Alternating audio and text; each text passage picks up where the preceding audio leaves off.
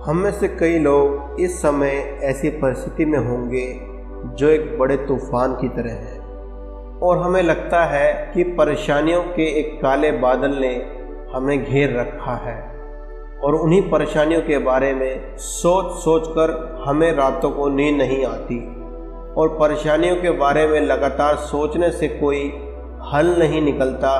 लेकिन ये सिर्फ हमारी ज़िंदगी में बहुत सी मायूसी और बेचैनी को बढ़ाता रहता है। हम कई बार ऐसा सोचते हैं कि हम कब तक इस परिस्थिति में फंसे रहेंगे और इसी वजह से इन सवालों को हम बहुत बार परमेश्वर से भी पूछते हैं। जैसा कि हम बाइबल की एक कहानी में देखते हैं कि कैसे परमेश्वर ने इज़राइलियों को मिस्र देश से बचाया और परमेश्वर के वायदे के अनुसार उन्हें एक नियुक्त और निर्धारित स्थान तक पहुंचाया।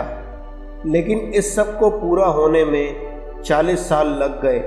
परमेश्वर की इच्छा थी कि इज़राइली परमेश्वर की बात को समझें और अपने नियुक्त स्थान पर जल्द से जल्द पहुँचें, क्योंकि इज़राइलियों ने परमेश्वर की बात नहीं मानी और हर बार जब भी परेशानी में पड़ते थे तो परमेश्वर को कोसना शुरू कर देते थे।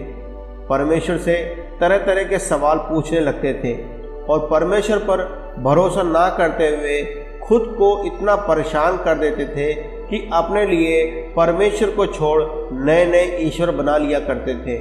और हर बार जब उन ईश्वरों से या फिर इज़राइलियों के कुड़कुड़ाने से कोई भी हल नहीं निकलता था तो वापस परमेश्वर के पास मदद के लिए जाते थे। और क्योंकि हमारा परमेश्वर यहोवा बहुत ही दयालु है तो हर बार उन्हें माफ़ कर दिया करता था और उन्हें परेशानियों से निकाल देता था।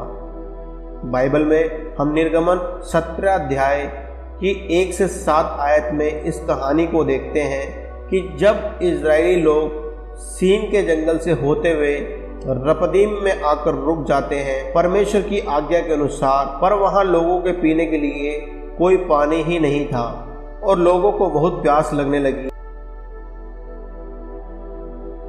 जब हम निर्गमन 17 अध्याय 1 से 3 में पढ़ते हैं तो हमें पता चलता है कि परमेश्वर इज़राइलियों को रेगिस्तान ले गया जो कि बहुत सूखा था, जहाँ ना कोई पानी, ना कोई कुआं और ना कोई नदी थी, और परमेश्वर ने उन्हें प्यासा पाया।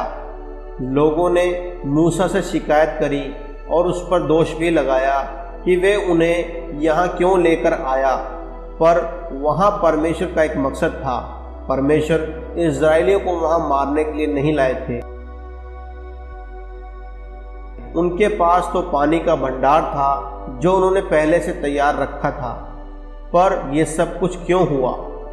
क्योंकि परमेश्वर इज़राइलियों से ये उम्मीद कर रहे थे कि इज़राइली इस परिस्थिति में भी अपना विश्वास नहीं खोएंगे। परमेश्वर कह रहे थे कि मैं तुम्हें उन सब मुसीबतों से निकाल कर लाया हूँ, पर तुम सीखने से इनकार करते हो। क्या तुम अब मुझ पर विश्वास करोगे?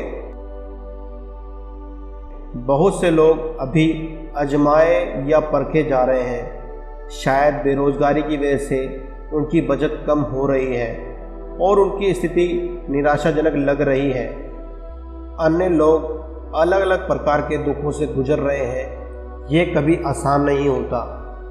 जब कभी हम ऐसी परिस्थिति में होते हैं तो ये समय हमारे विश्वास की परीक्षा का होता है, जहां हमें चुनाव करना होता है कि हम परमेश्वर के पास वापस जाएं और उसकी मदद लें या फिर परेशानियों में उलझ कर रह जाएं, क्योंकि परमेश्वर चाहते हैं कि हम उनके पास एक छोटे बच्चे के विश्वास के साथ उनके पास आएं। जब हमारी ज़िंदगी में एक आत्मिक सूखापन आता है तो हम उनकी ओर देखें। यिर्मयाह 17 अध्याय के 7 आयत कहती है, धन्य है वे पुरुष जो यहोवा पर भरोसा रखते हैं, जिन्होंने परमेश्वर को अपना आधार माना है।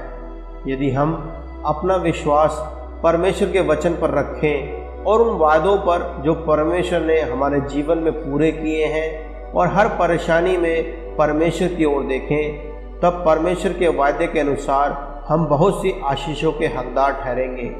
आइए हम प्रार्थना करें। परमेश्वर इस वीडियो को देखने और सुनने वाले अगर किसी परिस्थिति से गुजर रहे हैं तो वह उनके बारे में चिंता ना करें और उसकी जगह अपनी परिस्थितियों को आपके हवाले कर दें और आपके वायदों पर भरोसा रखें। ये प्रार्थना हम प्रभु यीशु मसीह के नाम से मांगते हैं, आमीन। हम आशा करते हैं इस वीडियो से आपको आशीष मिली है। अगर आपके पास कोई भी प्रार्थना विषय है तो आप नीचे कमेंट बॉक्स में लिख सकते हैं। परमेश्वर आपको विश्वास में और मजबूत बनाए।